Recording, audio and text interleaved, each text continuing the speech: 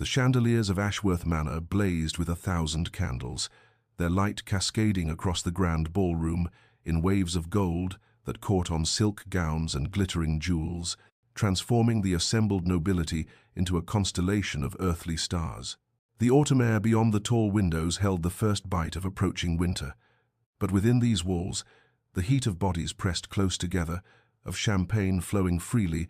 of whispered gossip and loud laughter, created an atmosphere thick enough to taste. Duke Callum Ashworth stood at the heart of it all, a figure of masculine perfection in his tailored evening clothes, his dark hair swept back from a face that might have been carved from marble for all the warmth it showed. Beside him, Lady Victoria Pemberton radiated the confident beauty of a woman who knew herself destined for a duchess's coronet, her hand resting lightly on his arm as they greeted guest after guest with the practiced grace of those born to such displays. The occasion demanded splendor. After all, this was the formal announcement of their engagement, the union of two great families, the merger of fortunes and bloodlines that would be whispered about in drawing rooms for months to come. The orchestra played something light and airy. Couples swept across the polished floor in elaborate dances, and servants moved like shadows bearing trays of delicacies that cost more than a working family might earn in a year. Yet beneath the glitter and performance, something shifted in the air, a subtle change like the moment before a storm breaks.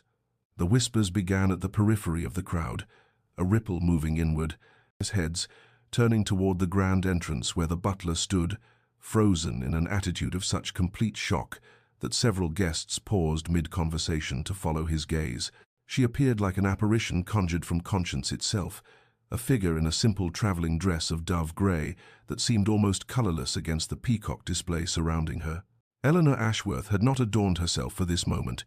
She wore no jewels, no elaborate coiffure, nothing to announce her rank or station, beyond the quiet dignity in her bearing and the unmistakable swell of her belly that proclaimed her condition to every eye that fell upon her. She stood in the doorway as the music faltered and died, one hand resting protectively over the child she carried, the other clutching her reticule as though it might anchor her to this moment of terrible courage. The Duke's face, that carefully maintained mask of aristocratic composure, drained of all colour as his eyes met hers across the expanse of gleaming floor. In that instant, Callum Ashworth confronted the truth he had spent 5 years trying to bury, the secret he had locked away in a countryside estate and visited only when duty or desire briefly overcame his determination to pretend she did not exist. His secret wife had come to claim her place, and the foundations of the life he had constructed began, with the inexorable certainty of all long-denied reckonings, to crack beneath his feet. 5 years earlier, on a grey morning that seemed to leach all colour from the world, Eleanor had stood in the small chapel of her father's estate and spoken vows that should have marked the beginning of her life, but instead became the end of every girlish dream she had ever harboured. She had been 19 then, still young enough to believe in fairy tales, despite the harsh realities that had brought her to this moment: her father's gambling debts, the estate on the brink of ruin, the desperate negotiations that had resulted in this arrangement with the wealthy Duke of Ashworth, who needed a wife of respectable birth, if not notable fortune. Callum had arrived for the ceremony with the enthusiasm of a man attending his own execution, his face a mask of such complete indifference that Eleanor felt herself shrinking under the weight of his gaze, or rather, the lack of any real seeing in it, as though she were merely an inconvenient obstacle between him and whatever life he had planned that did not include her. The ceremony itself passed in a blur of half-remembered words: the cold press of the ring against her finger, the brief and perfunctory kiss that held all the warmth of winter stone. Within hours of the wedding breakfast, a stilted affair where conversation died in awkward silences, Callum had handed her into a carriage bound for Willowmere Estate,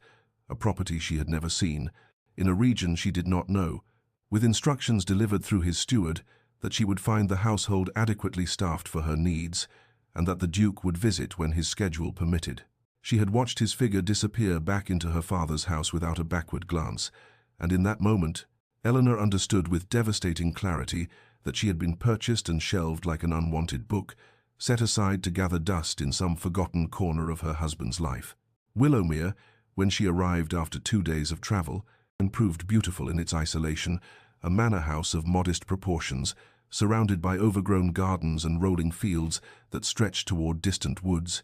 but its beauty could not compensate for the crushing loneliness that became her constant companion. The staff, though kind, numbered only 5, an elderly housekeeper, a cook, 2 maids, and a groundskeeper, all of whom treated her with a gentle pity that made her want to weep. Callum's visits came rarely, perhaps once every 2 or 3 months, and when he did appear, he remained no more than a night, conducting himself with the cold courtesy one might show a stranger, speaking only when necessary, retiring to separate chambers, and departing before she woke. Eleanor had tried, in those early months, to be the wife she imagined he wanted. She dressed carefully for his visits, ordered special meals, attempted conversation about his life in London and his work in Parliament, anything that might bridge the chasm between them. But her efforts met only silence or monosyllabic responses that made her feel foolish for hoping. She was, she came to understand, not a wife but a duty discharged, a problem solved, a woman whose existence he acknowledged only in the privacy of a countryside estate where no one who mattered would ever know she bore his name.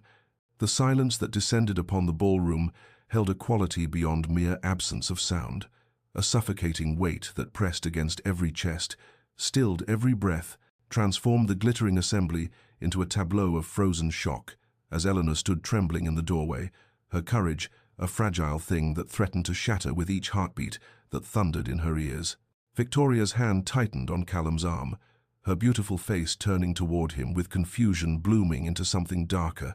something that understood betrayal even before comprehension fully arrived, and her voice, when it came, carried the crystalline precision of breaking glass.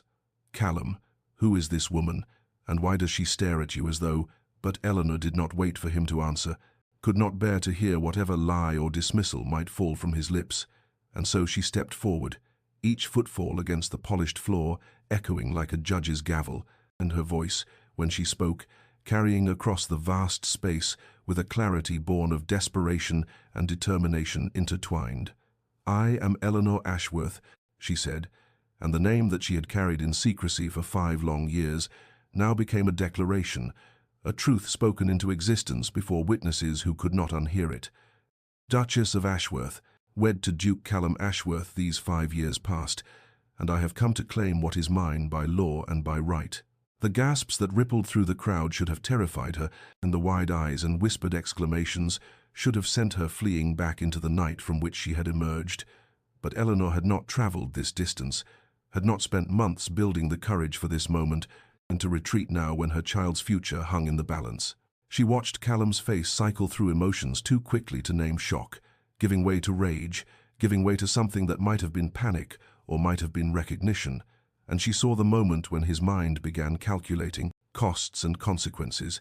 weighing his reputation against the undeniable truth standing before him swollen with his child. He could deny her, she knew. He could call her mad, a fortune-seeker, an impostor, and perhaps some in this room would believe him, but his mother would not, and the marriage certificate locked in her reticule would not, and the vicar who had performed the ceremony would not,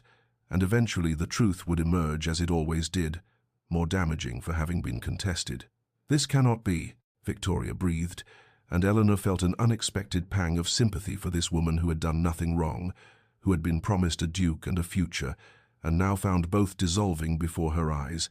But sympathy could not deter Eleanor from her purpose, not when she thought of the child growing beneath her heart, the innocent life that deserved a father's name and a mother freed from shadows. Callum stood as though turned to stone, his aristocratic composure warring with something more primal, something that Eleanor recognized because she had felt it herself in the lonely years at Willowmere. The terror of having one's carefully constructed world collapse, the exposure of truths meant to remain buried, the helplessness of watching control slip away like water through desperate fingers. "I did not come to ruin you," Eleanor said softly, though her words carried to every straining ear in the vast room. "I came because our child deserves more than I was given, deserves acknowledgement and legitimacy, deserves a father who does not hide its existence like a shameful secret." She rested her hand upon her belly, feeling the flutter of movement there, in the life that had given her the strength for this confrontation, the love that had transformed her from the broken girl who had accepted exile into a woman who would fight for what was right. And in that moment, Eleanor knew that whatever came next, whatever price she paid for this public revelation, she had already won the only victory that mattered. She had found her voice, and she would never again be silent. The second winter of Eleanor's marriage arrived with bitter winds that rattled the windows of Willowmere, and seemed to carry with them the last remnants of hope she had harbored,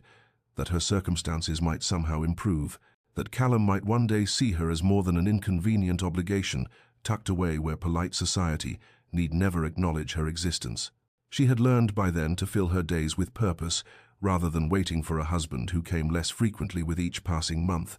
throwing herself into the restoration of the estate's long-neglected gardens, spending hours with her hands in the earth coaxing life from soil that had gone fallow, finding in the patient work of cultivation a meditation that soothed the ache of loneliness that had become her constant companion. Mrs. Hewitt, the elderly housekeeper whose kind eyes held a lifetime of wisdom, became something like a friend in those quiet months, teaching Eleanor the rhythms of the household, sharing stories of Willowmere's history,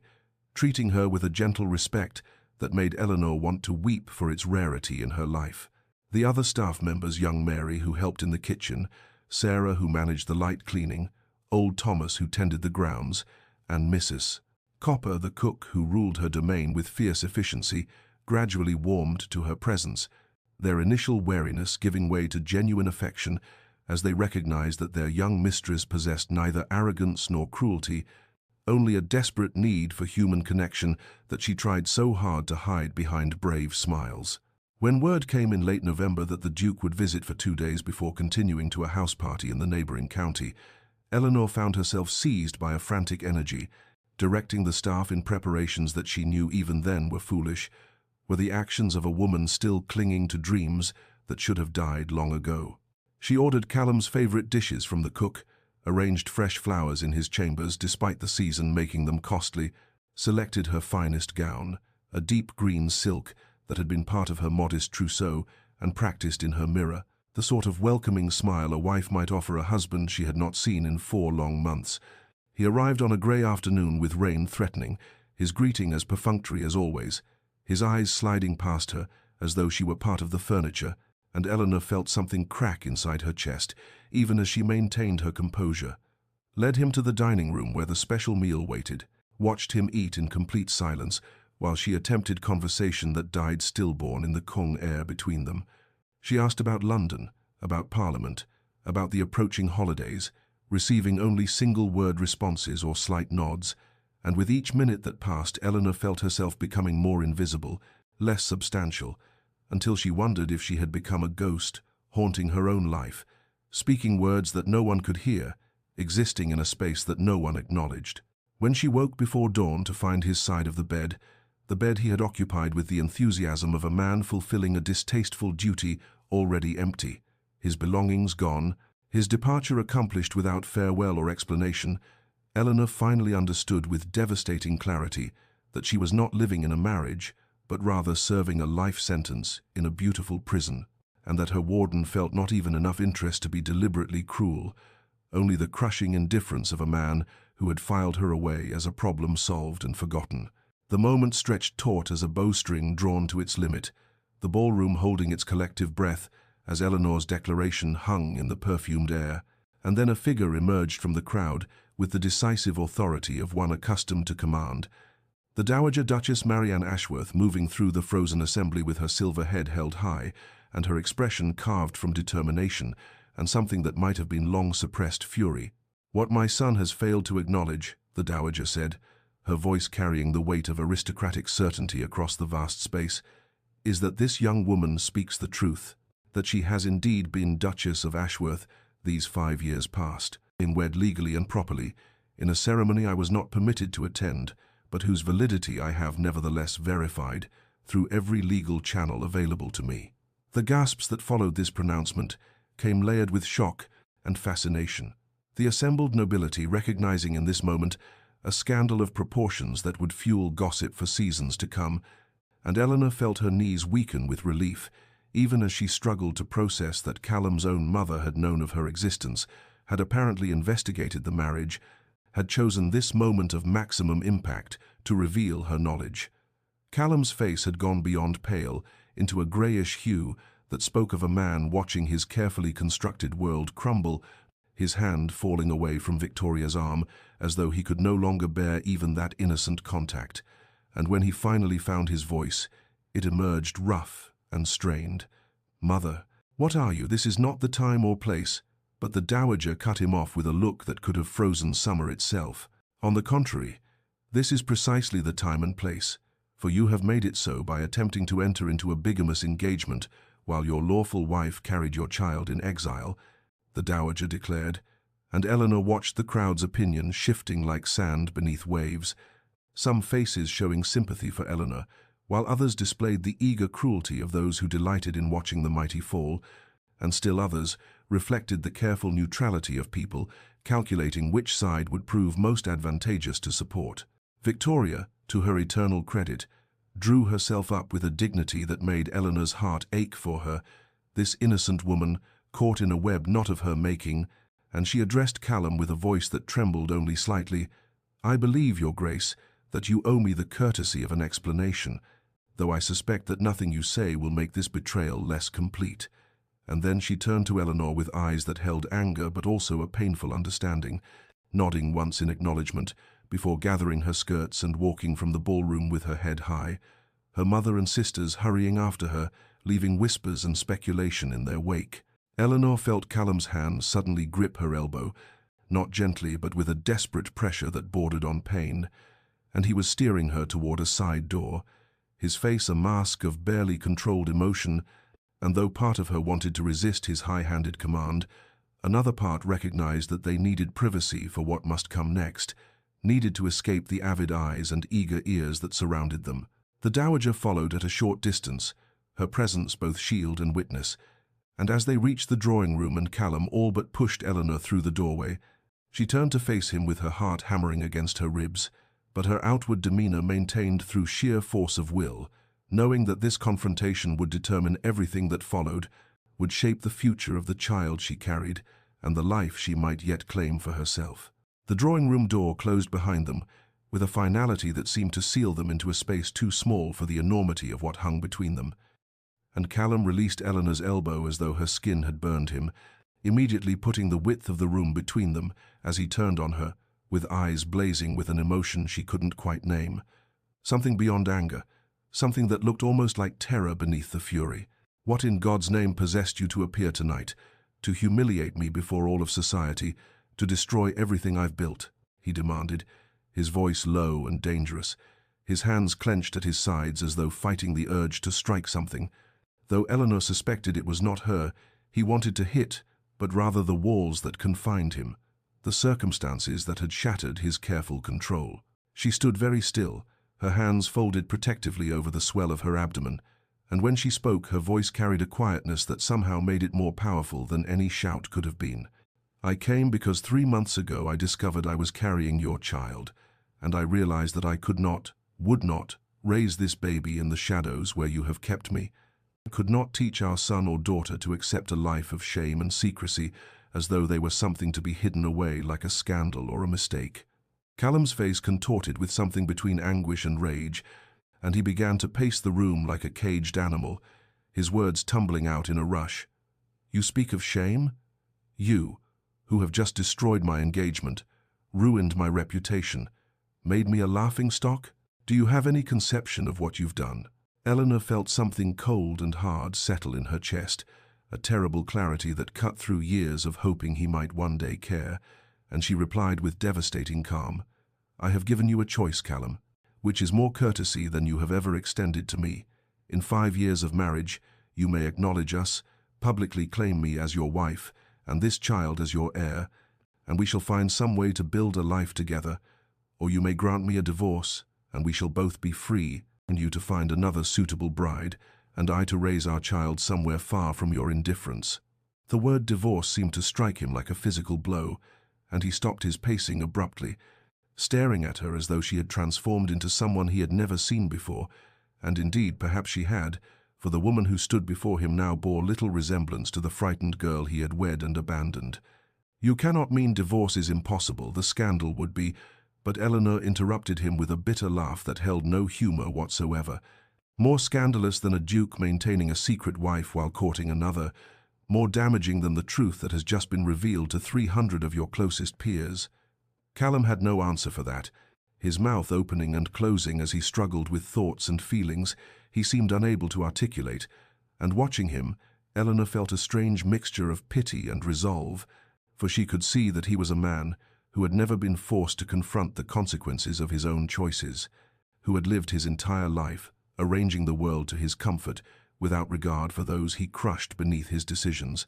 and now that world had finally refused to cooperate with his vision of how things should be. 3 years into their marriage, Eleanor had learned the particular alchemy of transforming loneliness into purpose, had discovered that an estate left to neglect could become a canvas for creation,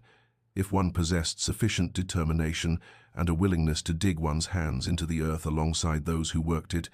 and Willowmere, under her careful stewardship, had begun to bloom in ways that surprised even the long-time staff who had served there through decades of indifferent management. The gardens that had once been overgrown tangles of thornbush and strangling vine now displayed careful arrangements of roses and lavender, hollyhocks and foxglove, each bed planned not merely for beauty, but for the practical provision of cutting flowers for the house and herbs for the stillroom, where Eleanor had learned to make remedies and preserves, and the kitchen gardens produced vegetables in such abundance that she had instituted a system of sharing the surplus with the village families, earning their gratitude and loyalty in ways that gold could never purchase. It was on a particularly fine afternoon in late August, with the sun warm on her shoulders and the scent of late-blooming roses heavy in the air, that Eleanor found herself kneeling in the south garden alongside old Thomas, the head groundskeeper who had overcome his initial skepticism about a young duchess who insisted on working beside him to become something approaching a friend. And they were engaged in a battle of wills with a particularly stubborn rosebush that had grown wild and woody, resisting all attempts at civilized pruning. "The thing's got ideas above its station, Your Grace," Thomas observed with the dry humor he'd developed over their years of shared labor. "Thinks it can grow however it pleases, without regard for the order we're trying to establish." And Eleanor had laughed, truly laughed in a way she rarely did anymore, her face dirt-smudged and her hands scratched from thorns, replying that perhaps the rose had the right idea, that there was something to be said for refusing to be constrained by others' expectations of proper behavior. It was precisely at this moment that Callum's carriage had arrived unannounced, as his visits always were, giving her no time to prepare or present herself as the dignified duchess she was supposed to be, and he had found her there in the garden, looking more like a common labourer than the wife of one of England's premier peers, her dress simple and practical, her hair escaping its pins, her hands covered in soil, and something in her unguarded joy, in the genuine warmth of her laughter, had struck him with a force he could neither understand nor name. He had stood watching from the terrace for several minutes before she noticed him, and in those minutes something uncomfortable had shifted in his chest, some recognition that the woman before him possessed a vitality and contentment that had nothing to do with him, that she had built a life in his absence rather than pining for his attention, and this realization disturbed him in ways he refused to examine too closely. When Eleanor finally saw him, he watched the light drain from her face like water from a broken vessel, watched her transformation from genuine happiness to careful courtesy, and though he told himself he was relieved that she knew her place, knew not to presume familiarity, some part of him mourned the loss of that unguarded smile, even as he greeted her with his customary coldness, even as he retreated into the armor of ducal formality that kept the world at a safe distance, disturbed by the strange ache her contentment without him had created, and an ache he would carry back to London like a splinter lodged too deep to remove. Eleanor rose from where she had stood with a quiet dignity that seemed to cost her everything, smoothing her dress over her swollen abdomen with hands that trembled only slightly, and she said in a voice that carried the weight of 5 years of dismissal, "I shall find lodgings at the village inn until you have made your decision, as I would not wish to impose upon your hospitality any longer than necessary." But before she could take more than 2 steps toward the door, Callum heard himself speak with a vehemence that surprised them both. "Absolutely not, you cannot. I forbid you to stay at some common inn in your condition." And even as the words left his mouth, he felt confusion wash over him, For when had he ever cared where she laid her head? When had her comfort or safety ever troubled his sleep? Eleanor turned to look at him with eyes that held such weariness, such bone-deep exhaustion that went far beyond the physical demands of pregnancy, and she observed with devastating quietness, "How interesting that you suddenly concern yourself with my accommodations, when for 5 years you have never once asked where I slept or whether I was comfortable, never once cared if I was alone or frightened or in need of anything at all." And the truth of her words struck him like a blow, leaving him standing mute and helpless, his mouth opening to offer some defense or explanation that would not come, his mind a chaos of emotions he had no names for and no experience managing. The drawing-room door opened before he could formulate any response, and his mother swept in with the bearing of a woman who had commanded ballrooms and broken social climbers for 40 years, her keen eyes taking in the scene with a single comprehensive glance before she declared, "Eleanor, my dear, you shall stay here at Ashworth Manor in the Duchess's chambers, as is your right, and has always been your right, and I shall hear no argument from either of you on this matter." And she moved to Eleanor's side with a protective tenderness that made Callum realize with dawning shock that this was not their first meeting, that there was a familiarity between them that spoke of established relationship rather than new acquaintance. His mother continued, placing a gentle hand on Eleanor's arm, "I have had your things brought up from the inn where you stayed last night. Yes, Callum, she was sensible enough to secure lodgings before confronting you, though she should never have had to, and I have instructed Mrs. Henderson to prepare a light supper for you in your chambers, as you must be exhausted from this evening's ordeal." And watching them together, seeing the way Eleanor leaned almost imperceptibly into his mother's support, the way the Dowager Duchess's expression softened with genuine affection, Callum felt the ground shift beneath his understanding of the past years. "Mother," he began, his voice strange even to his own ears, "how long have you?" But the Dowager cut him off with a look that could have frozen wine in July, replying with Arctic precision, "I have been visiting Eleanor at Willowmere every month for the past 2 years, Callum, ever since I discovered quite by accident that you had hidden away a wife as though she were something shameful, and I have found her to be one of the finest women I have ever had the privilege to know, which is considerably more than I can say for my son at this particular moment." And with that pronouncement she guided Eleanor from the room, leaving Callum alone with the wreckage of everything he thought he knew about his carefully constructed life. The Dowager Duchess had arrived at Willowmere on a crisp October afternoon 4 years into Eleanor's exile, her grand carriage rolling up the drive without prior announcement, in a manner so reminiscent of her son that Eleanor had felt her stomach clench with old anxiety. But when the older woman had descended with the aid of her footman and turned to survey both the estate and its mistress with those keen grey eyes that missed nothing, her expression had held not coldness, but something that looked remarkably like sorrow mixed with determination. "My dear girl," she had said without preamble, crossing to where Eleanor stood frozen on the front steps,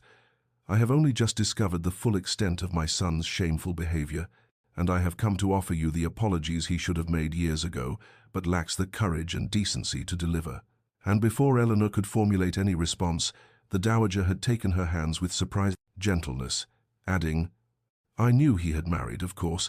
but he led me to believe you preferred the country, that you were content with the arrangement, and it was only when I encountered Mrs. Phillips at a charity function last month, and she mentioned in passing her concern for the young Duchess, languishing alone at Willowmere, that I began to suspect the truth." The weeks that followed had brought a transformation in Eleanor's existence that she had not known possible, for the Dowager Duchess proved to be everything Eleanor's own mother might have been had she lived past Eleanor's 10th year, warm and fierce, and possessed of a wit sharp enough to cut through pretension, while somehow never wounding those who did not deserve wounding. They had taken tea together that first afternoon in Eleanor's modest sitting-room, and the older woman had looked around at the simple furnishings, the mended curtains, the obvious economy of the household,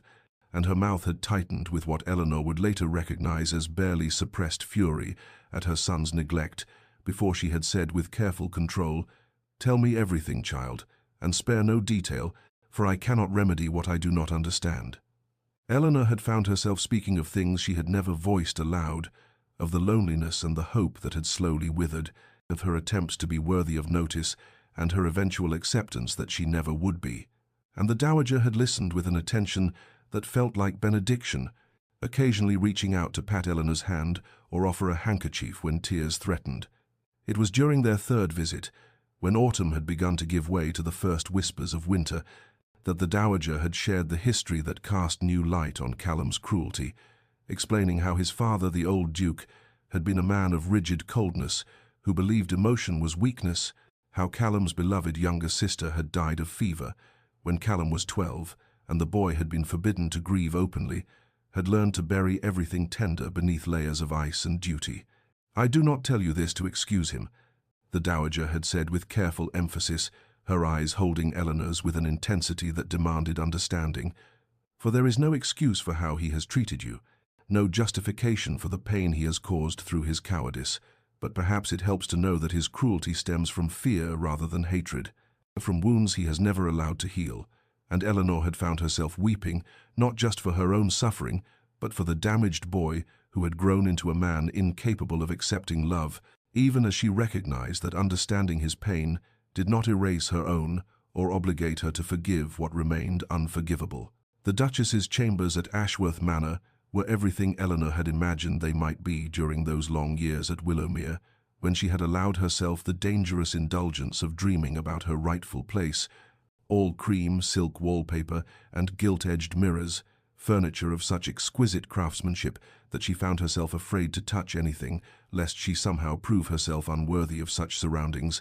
And as she lay in the massive four-poster bed with its heavy brocade curtains, she felt simultaneously like an imposter and like someone who had finally come home after a very long exile. Sleep would not come despite her exhaustion, for her mind kept replaying the events of the evening. The shocked faces in the ballroom, Callum's stricken expression, the dowager's unexpected championship, and beneath it all thrummed a persistent anxiety about the child she carried, the way her heart had raced during the confrontation,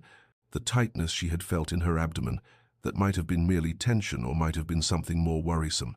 Meanwhile, 3 corridors away in his study, Callum paced before the dying fire like a caged animal, unable to settle, unable to think, unable to do anything but replay his mother's words about her secret visits to Willowmere, about Eleanor being one of the finest women she had ever known, and he found himself wondering with something approaching anguish what kind of man he had become, that his own mother had felt compelled to hide her relationship with his wife from him, what depths of cruelty he must have displayed to necessitate such secrecy. The knock on his study door came just past 2 in the morning, tentative but insistent, and when he opened it to find young Thomas the footman standing there with worry creasing his features, Callum felt his heart seize even before the boy spoke. "Begging your pardon, your grace, but her grace has requested that Dr. Morrison be sent for immediately, as she's experiencing some distress with the baby and fears something may be wrong." And Callum did not remember making the decision to move, knew only that he was suddenly racing through the corridors toward the Duchess's chambers, with a terror clawing at his chest that felt entirely disproportionate to his professed indifference. He burst through the door to find Eleanor sitting upright in bed, one hand pressed to her swollen belly, her face pale but composed in that way he was beginning to recognize as her response to fear, and she looked up at his entrance with surprise that quickly shifted to wariness, saying, "I did not mean for you to be disturbed. I merely asked that the physician be summoned as a precaution." But he crossed to her bedside before she could finish speaking, finding himself asking with an urgency that shocked them both, "Are you in pain? Is the baby moving? What can I do? Doctor." Morrison arrived within the hour, his examination thorough and professional, while Callum paced outside the door until the elderly physician emerged with reassurance that both mother and child appeared perfectly healthy, that the tightness Eleanor had felt was likely merely the result of an extraordinarily stressful day, and that rest and calm would remedy all. Callum insisted on being allowed to see her, ignoring the doctor's raised eyebrows at such husbandly concern from a man known for his neglect, and when he entered to find Eleanor settled back against the pillows with tea and colour returning to her cheeks, he pulled a chair to her bedside and asked the first genuine question he had ever posed to her in 5 years of marriage. "How far along are you, and has the pregnancy been difficult?" Eleanor studied him for a long moment, clearly weighing whether to trust this sudden interest, before answering with careful neutrality. 5 months now, and it has been easier than I feared, though lonely as everything else at Willowmere has been lonely. and something in her quiet acknowledgement of that loneliness, spoken without accusation but heavy with truth, made Callum want to offer confessions and apologies he did not yet know how to voice. The days that followed Eleanor's dramatic appearance at the engagement ball brought a storm of gossip that swept through London's drawing rooms like wildfire, each retelling adding fresh embellishments until the truth became nearly unrecognizable beneath layers of speculation and scandal, and Callum found himself forced to navigate the treacherous waters of society's judgment while simultaneously confronting the reality of a wife he could no longer pretend did not exist. He had sent formal notice to Victoria's father the morning after the ball, requesting a private meeting where he had confessed the full truth of his prior marriage and offered whatever restitution might ease the damage to Victoria's reputation. And though Lord Pemberton had been coldly furious, Victoria herself had displayed a dignity that shamed Callum further, saying only that she was grateful to learn his true character before binding herself to him permanently, and that she hoped someday he might learn to value the woman he actually married. The public acknowledgement came next, a formal announcement in the Times declaring that His Grace, the Duke of Ashworth, was pleased to present his wife of 5 years, the Duchess Eleanor Ashworth, to London society, the strained formality of the wording unable to disguise the scandal beneath, and within hours their townhouse was besieged by calling cards from the curious and the cruel alike, titled, "Ladies who came ostensibly to welcome Eleanor, but really to assess her worthiness and gather details for their next gossip session." Eleanor handled each visit with a grace that astonished Callum when he observed from the doorway of the drawing room, her responses to probing questions perfectly calibrated to reveal nothing while giving no offense, her simple gowns somehow conveying more elegance than the elaborate confections worn by her visitors, and he found himself wondering how he had ever dismissed her as insignificant when she clearly possessed a strength of character that half the ton would never achieve. It was on the 4th afternoon, when the parade of callers had finally ceased and the house had settled into quiet, that Callum went in search of Eleanor and found her in the library and curled in the window seat with a slim volume of poetry,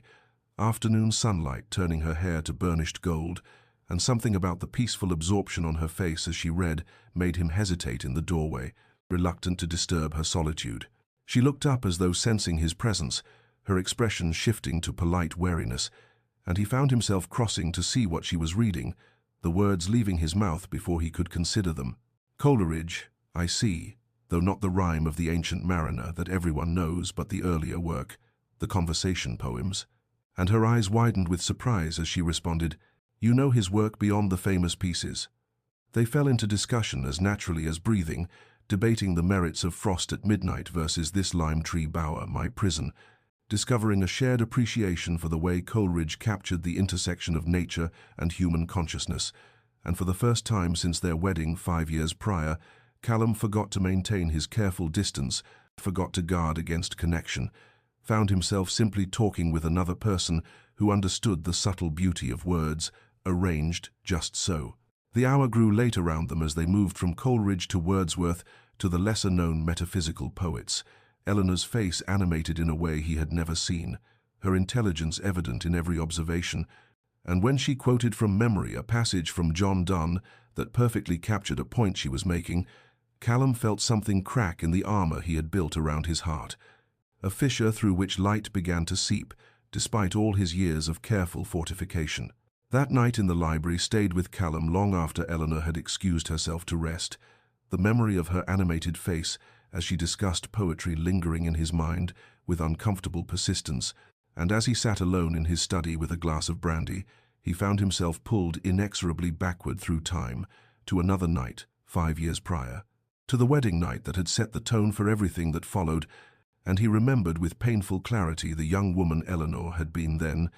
barely 20 years old, her eyes wide with nervous hope as she had stood in the doorway of what should have been their shared chambers, wearing a nightgown of delicate lace that someone had surely told her was appropriate for a wedding night.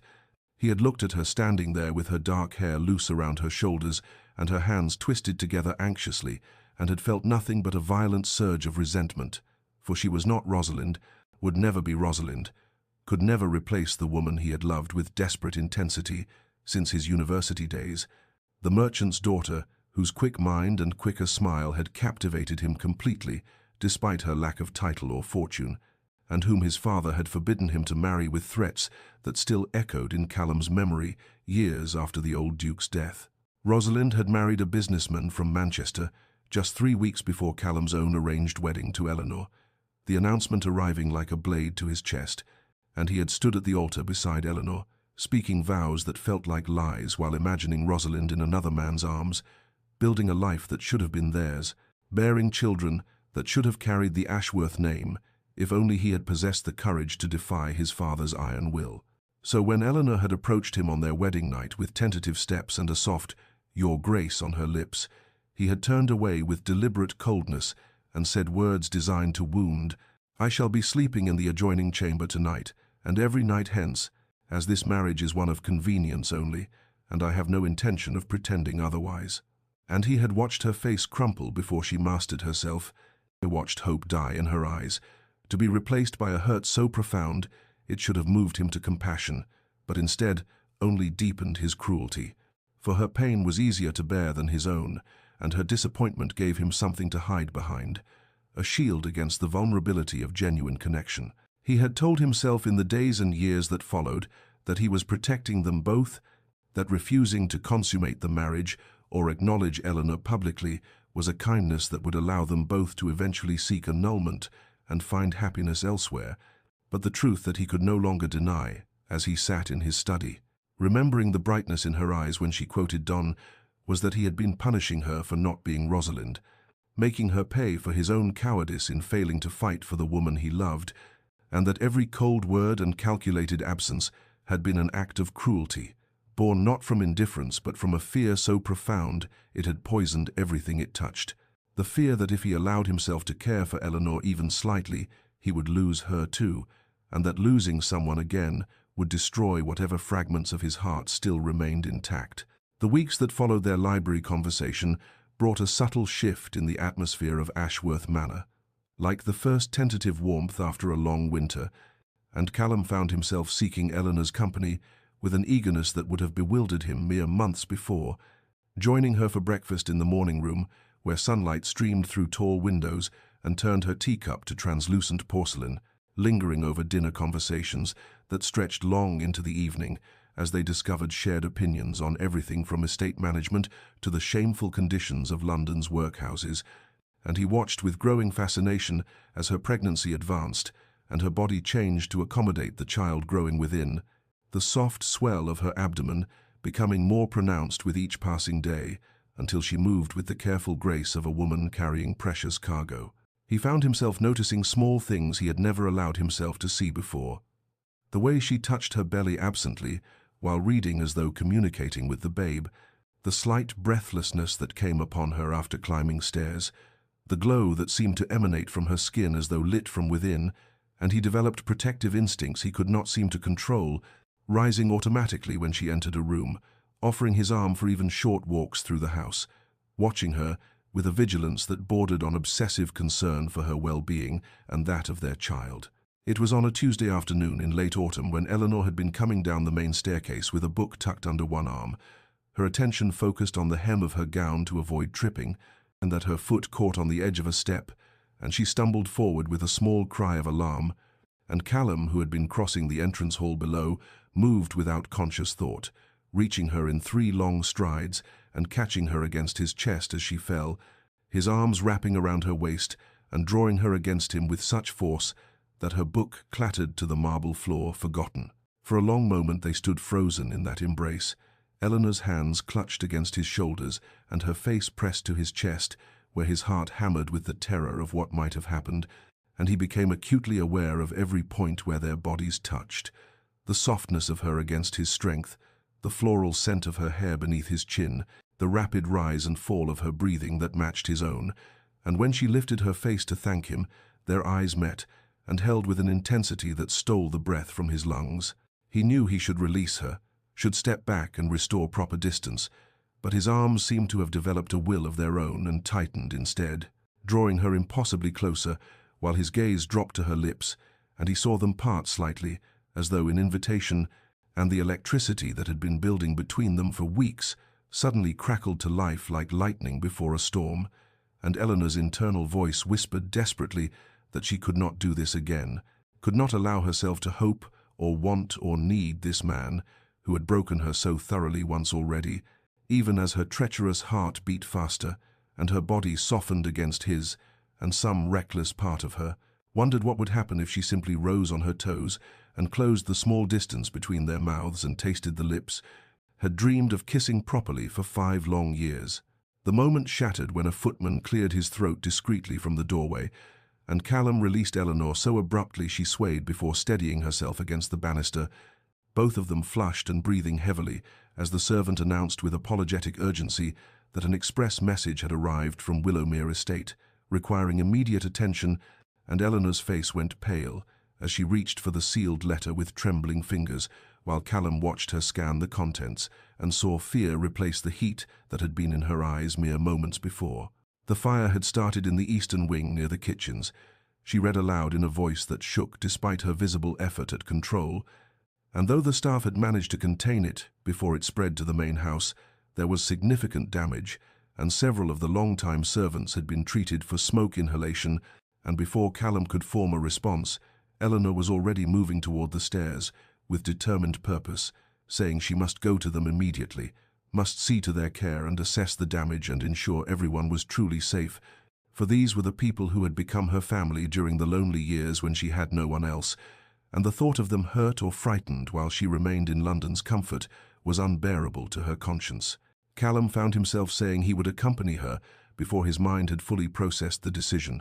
his voice brooking no argument as he instructed the footman to have his travelling coach prepared within the hour and to send word to his secretary to cancel all appointments for the following week.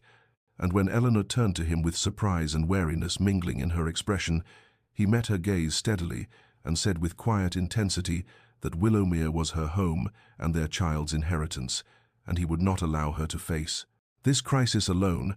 though the deeper truth he did not speak was that the thought of her leaving even for a few days had become suddenly intolerable, as though something essential would be ripped away if she passed beyond his sight. The journey to Willowmere took 6 hours in the well-sprung coach, and as the miles rolled past beneath the wheels,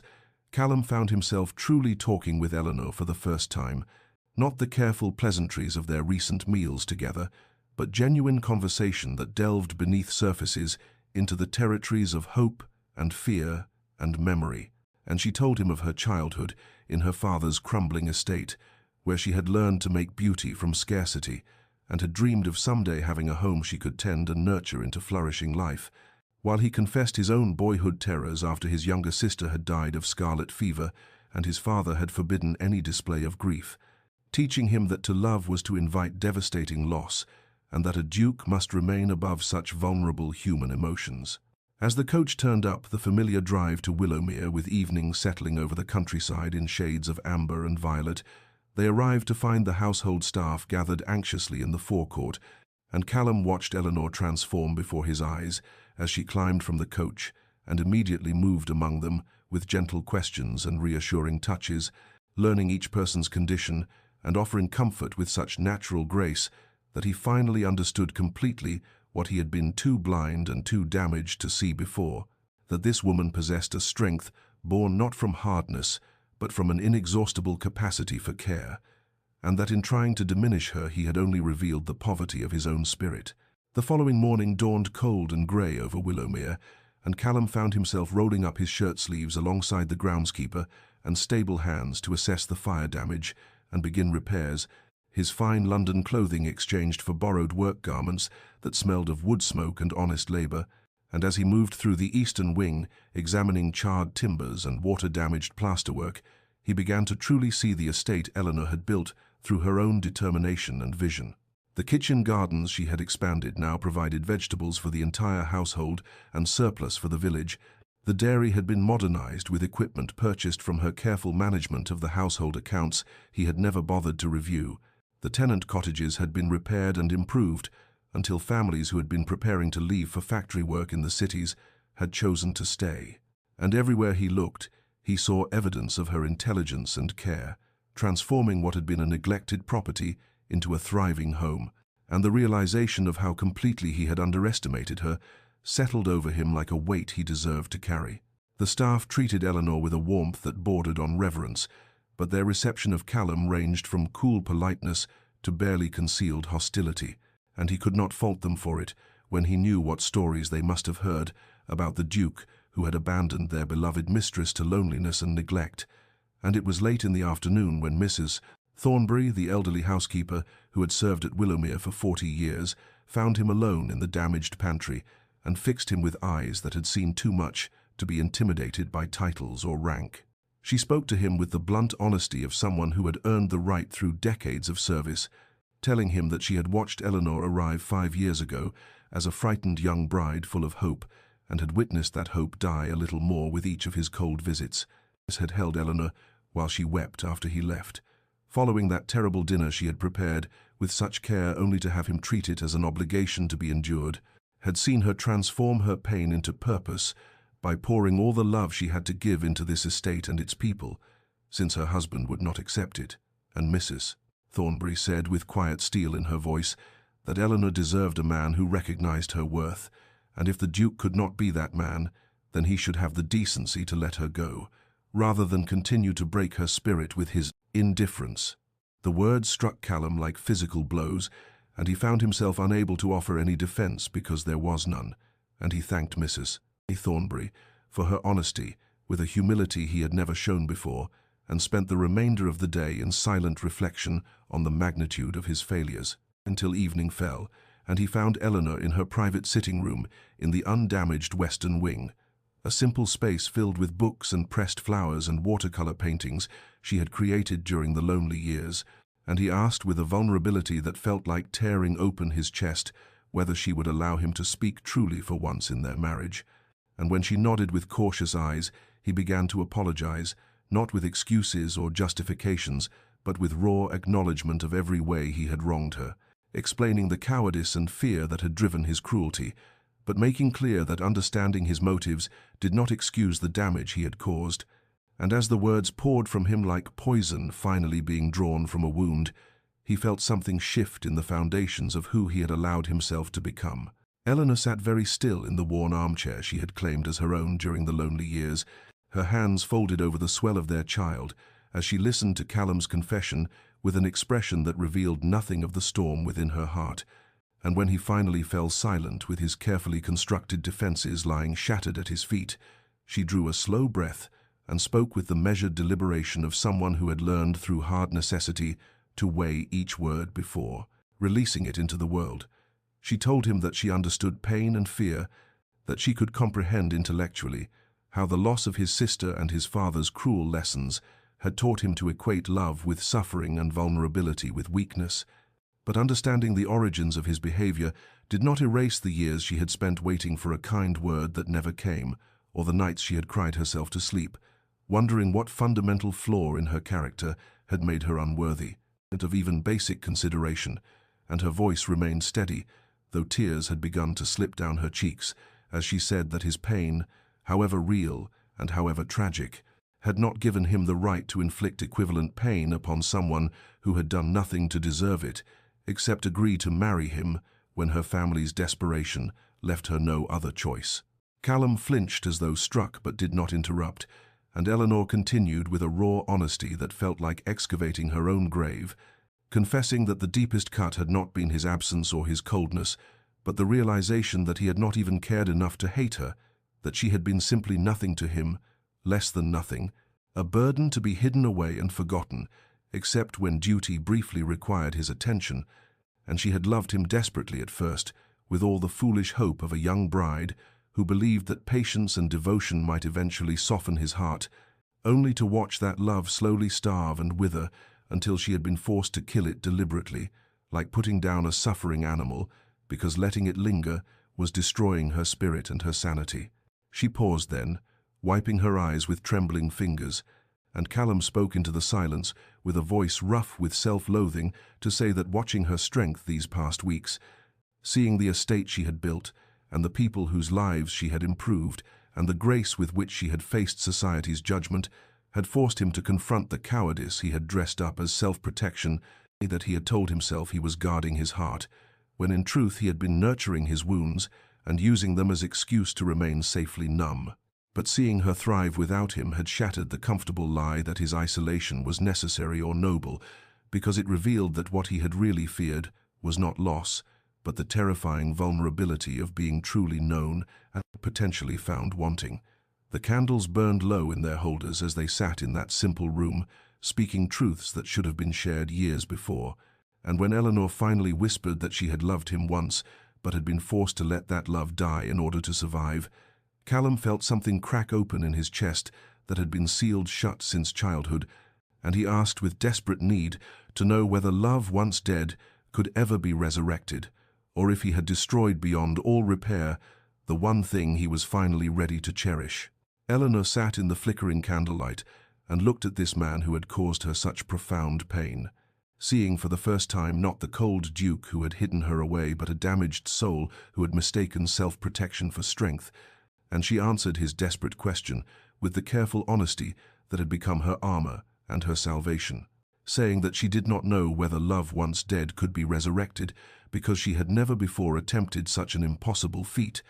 But perhaps what they needed was not to resurrect what had died, but to begin entirely anew, to meet each other as strangers without the weight of their painful history, except as lessons learned and scars acknowledged. And she proposed with trembling voice that if he truly wished to know her, and to be known in return, they might start again from the beginning, as two people learning whether something real could grow between them. Callum seized upon this offering like a drowning man grasping driftwood, and in the days and weeks that followed as winter deepened over Willowmere, they embarked upon the courtship they had never been granted before their hasty arranged marriage, walking together through the frost-laden gardens she had nurtured, where she showed him the roses she had coaxed back to life and the herb beds she had planted, following instructions from Mrs. Thornbury's grandmother's journals, and he listened with genuine fascination to her explanations of soil composition and growing seasons, and discovered that her intelligence ranged far beyond the ornamental accomplishments expected of ladies into practical knowledge that had saved this estate from ruin. They spent long evenings in her sitting room, reading aloud to each other from volumes of poetry and philosophy, and Callum found himself astonished at the depth of Eleanor's thinking and the wit she revealed when she felt safe enough to lower her careful guard. Her observations about the texts they shared, often more insightful than those of his university friends who had been so proud of their classical educations, and these conversations stretched late into the night, until the candles burned to stubs, and they both struggled to keep their eyes open.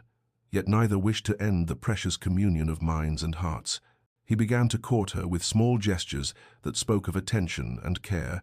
bringing her the first snowdrops that bloomed in the south garden because she had mentioned loving their delicate resilience, ensuring the fire in her chambers was always properly tended, asking her preferences about everything from meal planning to evening entertainments, rather than simply dictating his will as he had done throughout their marriage. And Eleanor watched this transformation with cautious hope, warring against self-protective skepticism, afraid to trust that this vulnerable, considerate man was truly who Callum could become, rather than a temporary performance that would dissolve once he had secured her forgiveness. Yet as the weeks passed and his attention never wavered, as she witnessed him helping repair the fire damage with his own hands, and speaking respectfully to servants he would once have ignored, and asking her opinion on estate matters, with genuine interest in her answers, she felt something unfurling in her chest, like a spring bud pushing through winter soil. Not the desperate love of her naive younger self, but something stronger and more complex, a regard built on witnessed character rather than hopeful fantasy, and she realized with wonder and trepidation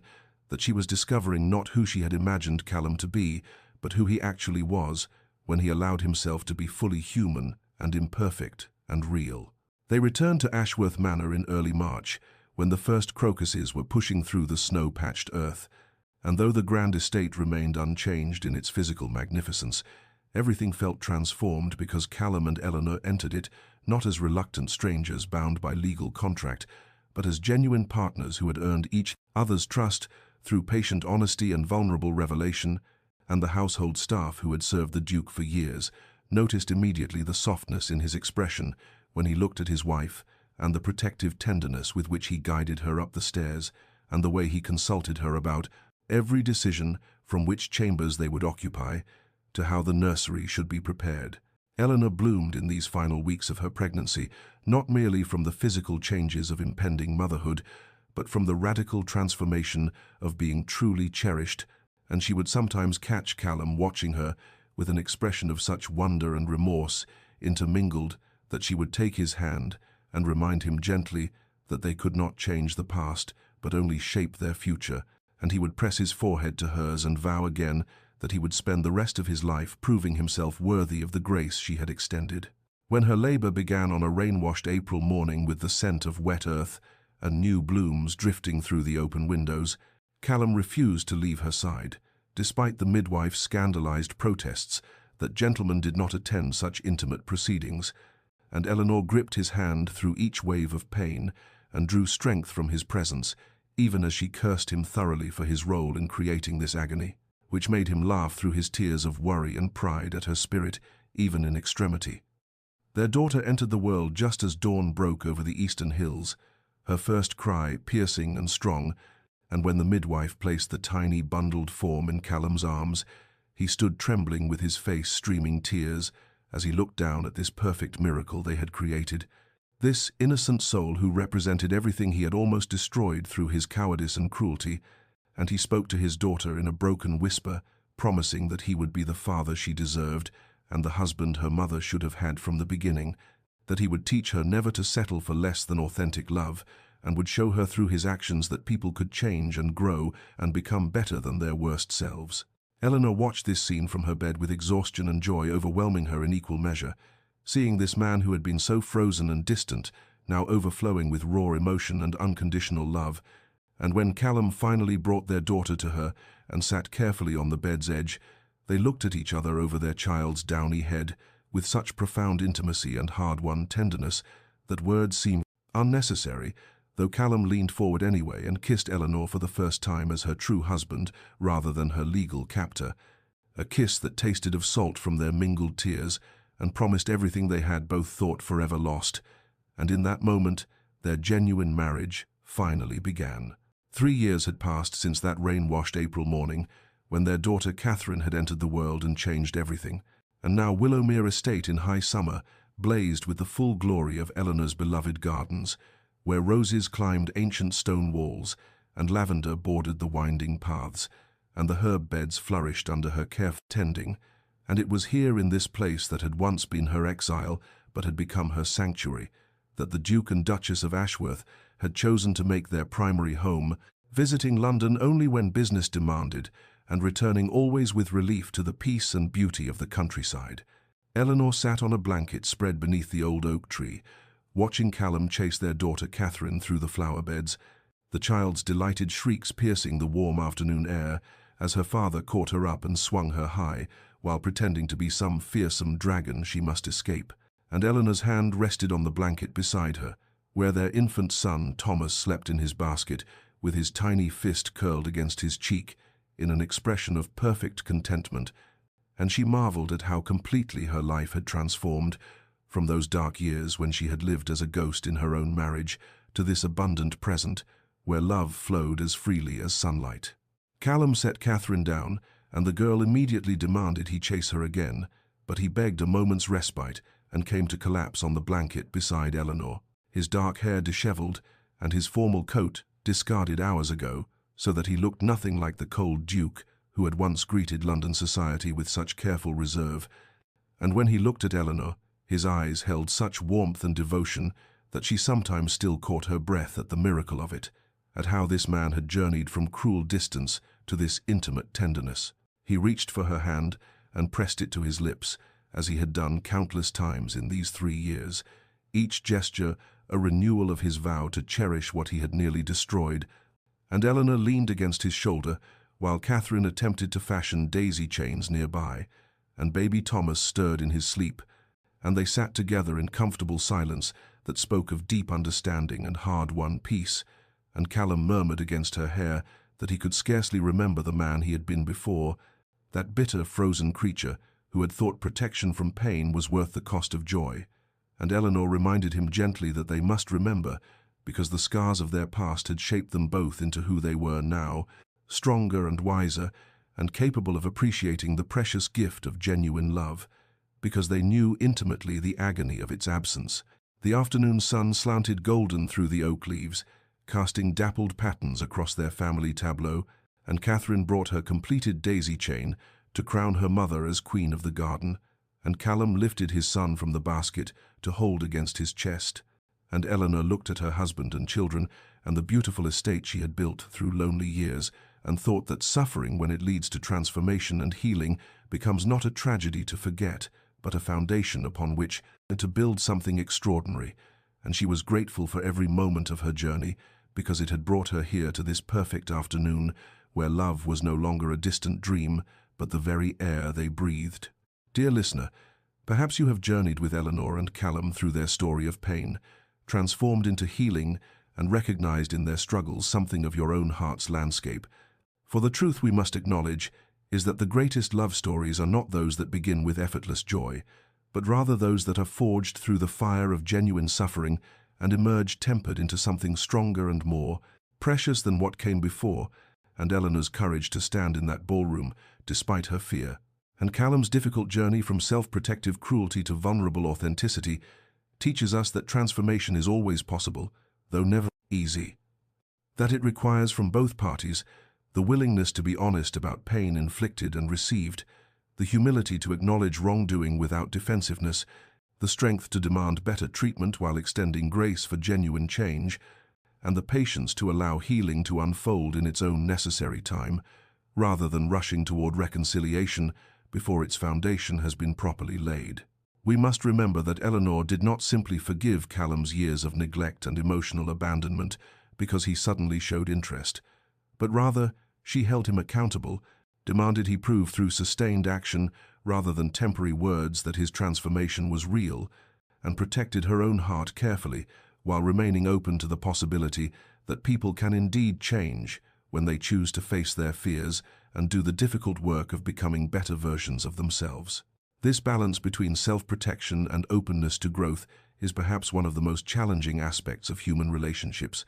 knowing when to extend another chance and when to walk away, understanding that while some people are worth the patience and pain of waiting for their transformation,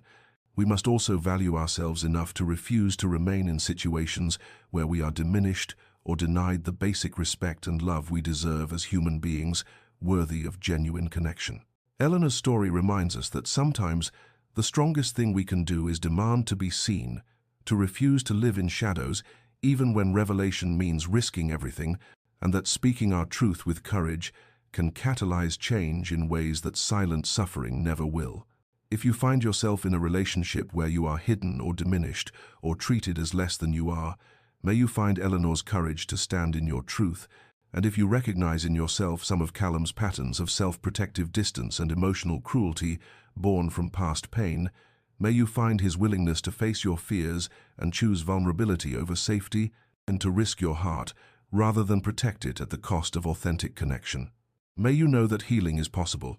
that happy endings can be earned through honest effort and mutual respect,